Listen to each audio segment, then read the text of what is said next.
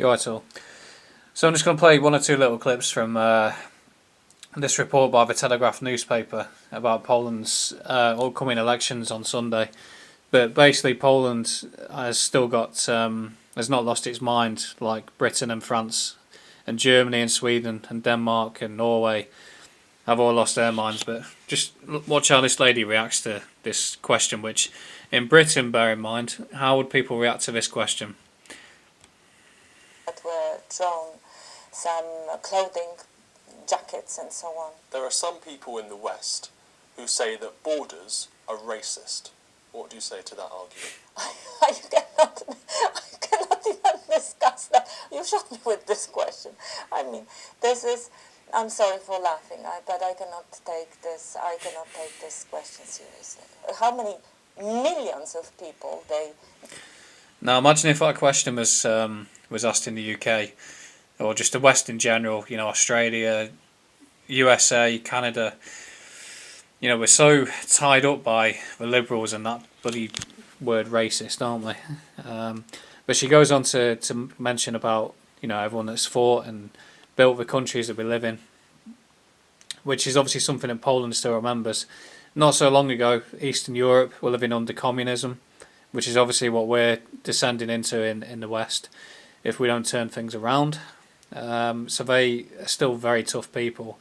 And they haven't lost their minds like a lot of people over here have.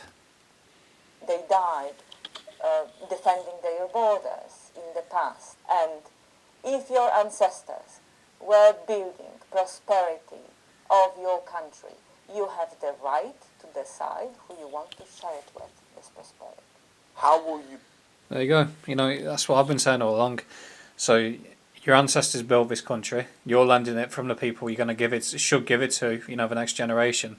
This isn't our land as such. It's we've inherited it from people much tougher than we are, who built it, and then we should pass it on to the next generation intact. But obviously, because everyone's so weak and pandering to all these people that are coming here, and we're just giving it away. And they're, like I keep saying, the people that are coming here don't care about you. They're coming here because it's good for them.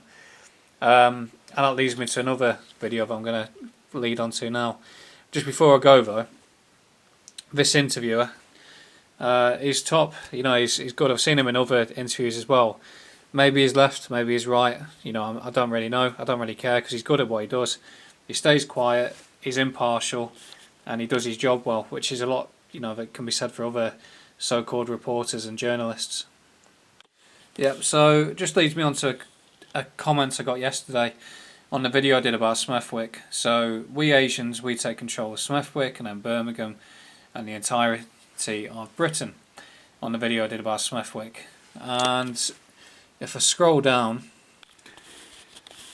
yeah, I come across this comment from YC9129. He's an Englishman that lives in Cape Hill. He's got a Muslim neighbour one side, a Sikh the other.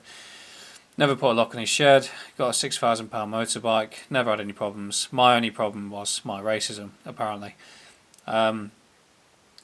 That's the problem we've got here. It's that mentality that's got us into this mess. So I've got to say to you, having had that comment on there, what have you got to say now? I'm not actually expecting a reply, but can you not see that amongst these people you live amongst, some of them know, they're just biding their time. Stay quiet, play the game, keep your head down, play the birth rates, pull out the race card when you need to, and just quietly take over. And like I said in a comment in a reply to you, you know, where you finally went quiet. So when there was a Black Business Meeting Network the other day, well, first of all, where are you calling out racism then? And then also, do you not realise their interests are their interests? So when they come here, they're not coming here to be your friend, they're coming here because it's good for them. I'm not fussed about small numbers, but certain demographics in particular cause problems as well. I don't need to name names, but there definitely are some. So my point, and also I think Smethwick as well, I always use it as an example of what I do.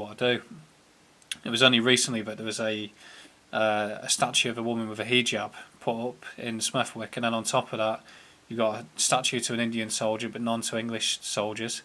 You got a load of Hindu temples and Can you not see there's like nothing going to be nothing left soon of English culture and identity left in that area?